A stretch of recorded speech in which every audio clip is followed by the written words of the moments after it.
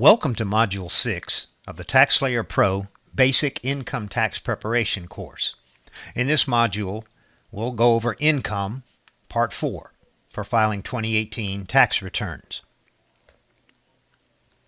First, we'll discuss Form 4797, Sales of Business Property. Hopefully, the only time you should encounter this form is if a client sells a piece of residential rental property. The gain on the sale of the rental house is reported on Form 4797 and Schedule D. Residential rental property is considered Section 1250 property, which is entered on Part 3 of Form 4797. The gain calculated in Part 3 then transfers back over to Part 1 of the Form 4797, from the back to the front. The gain reported in Part 1 will then transfer to Schedule D as a long-term capital gain. So, looking at Form 4797, I sell my rental property. I report the cost, the sales price, and the depreciation that I've taken over the years on Form 4797. The 4797 transfers the gain to Schedule D, and the gain on Schedule D transfers to Form 1040 and is typically taxed at capital gain tax rates. For example, Mr. Amendola sold his rental property for $210,000. The original cost of the rental property was $150,000. Depreciation deduction of $12,300 was taken over the years. His gain on the sale of the property for income purposes is $72,300 and is calculated like this. $210,000 sale price minus the $150,000 original cost plus the $12,300. We have to add back in the depreciation that was taken. This equals $72,300 on the gain on the sale. So, Mr. Amendola must recapture the $12,300 depreciation that he took as a deduction.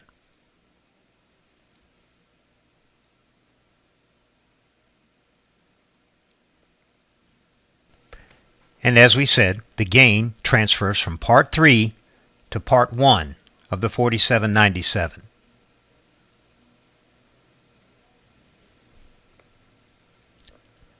The gain is then reported on Schedule D.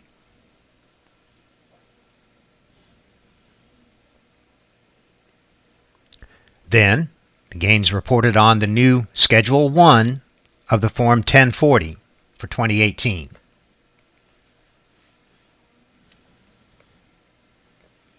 And finally, to the Form 1040, Line 6. Next, let's look at IRA distributions and pensions and annuities. Retirement plans are funded by either before-tax or after-tax contributions. Before-tax contributions means the employee did not pay taxes on the money at the time that it was contributed. After-tax means the employee paid taxes on the money as it was being contributed. The funding status determines if the distribution from the retirement plan is taxable. If the taxpayer did not contribute to the retirement plan, then all the distributions are fully taxable. If the taxpayer made all contributions to a plan with before-tax dollars, then again, the entire distribution is fully taxable. If the taxpayer made all contributions to a plan with after-tax dollars, then the distributions will be partially taxable. So what's the difference between distributions from a Roth IRA and a traditional IRA? We've heard these terms, Roth IRA and traditional IRA. Roth IRA distributions are generally tax-free because the contributions were made after tax. Traditional IRA distributions may be fully or partially taxable because the contributions may have been deductible or non-deductible, depending on the taxpayer's circumstances at the time. 1099-R statements report distributions from various retirement plans. Box 1 of the 1099-R shows the gross distribution, and Box 2A typically shows the taxable amount of the distribution. Now let's look at the distribution codes that show up in Box 7 on the 1099-R. If you flip the 1099-R over, the distribution codes are explained on the back of the form. Some of the more common distribution codes: Code 1, early distribution; Code 2, an early distribution where an exception to a 10% penalty applies; Code 4, death; and Code 7, normal distribution. So if we were to enter the 1099-R information into Jack London's tax return, his 1099-R has a distribution code of 7. It's a normal IRA distribution. It shows up on line 4B, page 2 of the 2018 1040. In the next example, David Hilton left his old job. He was hired at a new job, and he rolled over his 401k retirement plan from the old job into the new job's 401k plan. He received a 1099-R form in the mail, and it looks like this. His distribution code is G, and there's no taxable amount in Box 2A because he rolled over the entire amount into his new job's 401k plan. And if we look over on the back side of the 1099-R, Code G indicates a direct rollover of a distribution to a qualified plan. And looking at page 2 of Mr. Hilton's 1040, the IRA, the distribution, shows up in Box 4A. It's indicated on the 1040 as a rollover in 4B. There's no amount, no taxable amount shows up in line 4B. So, short story, we report the distribution, but there's no taxable amount because the IRA or the distribution was rolled over. In this example, Jeff Walden left his old job in October of 2018 and was hired at a new job. He withdrew all of the funds from his old job's 401k plan. He did not roll over the funds from his 401k from the old job. He simply used the money to pay off some credit cards and a small car loan. When he opened his mailbox, he received a W-2 from work and a 1099-R from his old job's pension plan. Jeff's 1099-R that he received from his former job has a distribution code of 1. Gross distribution of $16,500, and the taxable amount in Box 2A shows up as $16,500. If we look on the back side of the 1099-R, Box 7 indicates an early distribution, no known exception.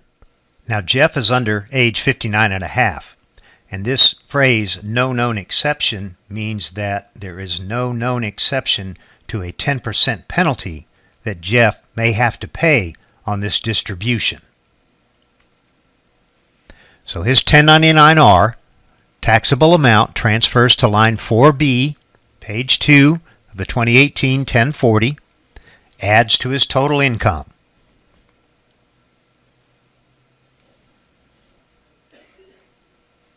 Because of the distribution code 1 on the 1099-R, indicating an early distribution of his 401k funds, Jeff has to fill out an additional form on his tax return, Form 5329. Form 5329 is a 10% penalty on the early distribution of Jeff's retirement funds.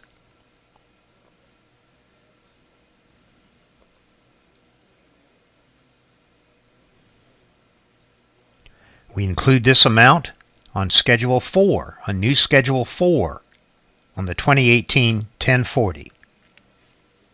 Here's the Schedule 4, and that additional tax, that 10% penalty, shows up on line 59 and adds to his total taxes. Page 2 of the 1040, that 1650, that 10% penalty, shows up on line 14. Form 5329, in some cases, an early withdrawal from a retirement plan will be exempt from the 10% penalty. In Jeff's case, because he used the funds to pay off personal debt, his withdrawal from his 401k does not qualify for any penalty exclusion.